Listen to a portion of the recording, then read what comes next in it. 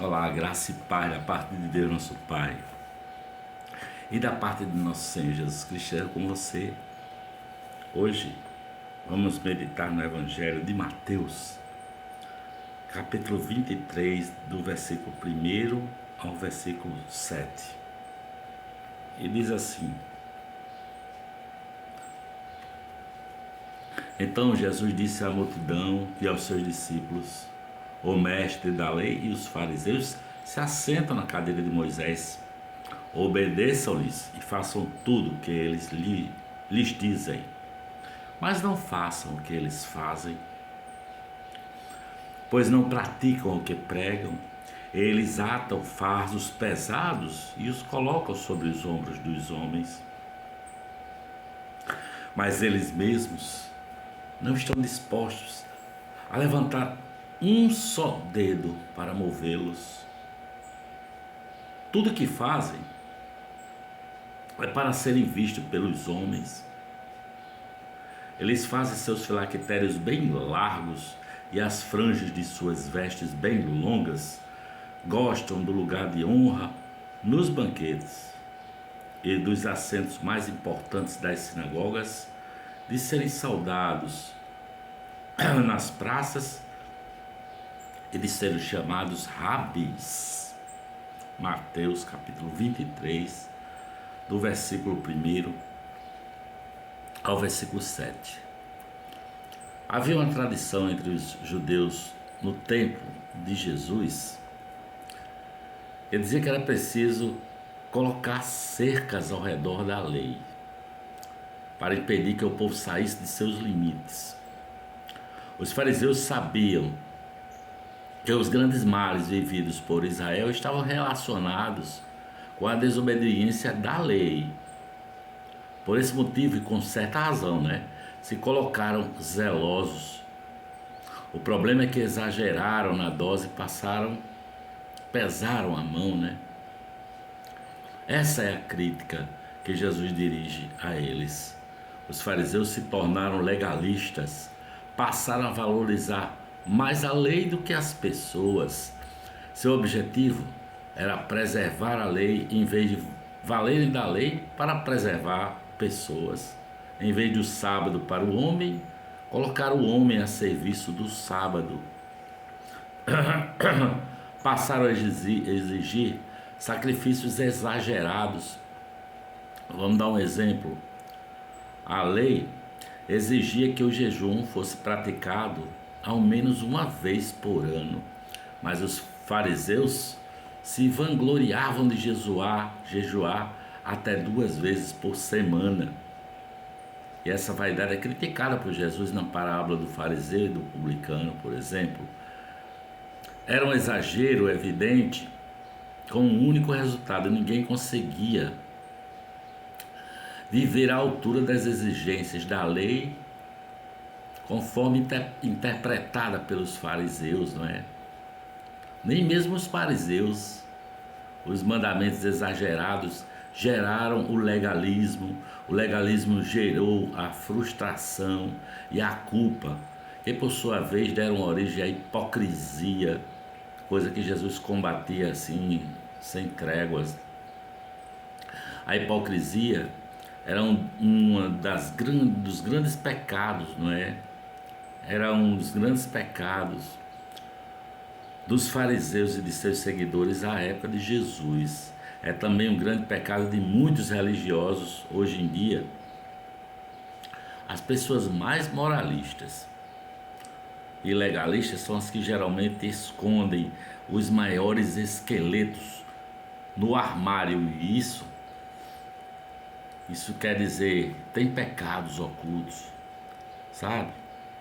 A vitória sobre a frustração, a culpa e a hipocrisia depende do equilíbrio entre o esforço para o cumprimento da lei, obedecer à lei, e a dependência da graça de Deus, obedecer ao poder do Espírito Santo. Como diz aqui em Filipenses capítulo 2, versículo 13, diz assim: é Deus quem efetua em vocês tanto o querer quanto o realizar. Foi o ensino do apóstolo Paulo, que era fariseu, um fariseu convertido a Jesus Cristo de Nazaré, nosso Senhor. Os tefilins, traduzido naturalmente como filactérios, são uma espécie de tiras com trechos da Torá que os judeus amarram em seu corpo periodicamente, sim, como forma de expressar seu apego à lei e à invocação do Deus de Yahvé. Outra expressão externa de devoção são as franjas de suas vestes, o tzitzit. Jesus está falando sobre os fariseus e usa os tefilins e os tzitzit extravagantes como exemplos, não é, de exagero das pessoas que gostam de ser notadas e de estarmos mais interessados nos aplausos humanos do que em cultivar uma devoção interior assim verdadeira, por assim dizer. Quem esses homens tentam enganar? A quem esses homens tentam enganar? Porque ainda mais tolo do que tentar enganar os outros é tentar enganar-se assim a si mesmo, né? E pior que tudo isso é tentar enganar a Deus, que a tudo vê, e Deus que tudo sabe. Quando passamos a nos preocupar demais com a opinião dos outros e passamos a cultivar o desejo de impressioná-los, vivendo de imagem, acabamos assim por deixar Deus de fora, sabe? Da equação da espiritualidade, né? A espiritualidade verdadeira, piedosa, a gente acaba deixando Deus de fora. Evidentemente é melhor uma espiritualidade ocupada com os olhos de Deus do que uma espiritualidade ocupada com os olhos do público, para os outros verem, né? Um verdadeiro talmide, que é um seguidor de Jesus, aquele que anda no passo a passo, como diz o livro de Ed René, Talmidinho, passo a passo de Jesus, os seus talmide, verdadeiro talmide de Jesus, ele vive como se seu público fosse composto de uma só pessoa. Sabe quem? O Deus a quem ele serve, para quem ele vive. O grande desejo de um talmide de Jesus é despertar o sorriso na face de Deus. Como talmide de Jesus, eu, João Davi Júnior, também tenho essa vontade, esse desejo, sabe, de despertar o sorriso na face de Deus, né? É disso que nós precisamos, sabe? Jamais perder a noção de que a grande e única aprovação é a aprovação de que nós precisamos, é a única aprovação que precisamos, é a de Deus.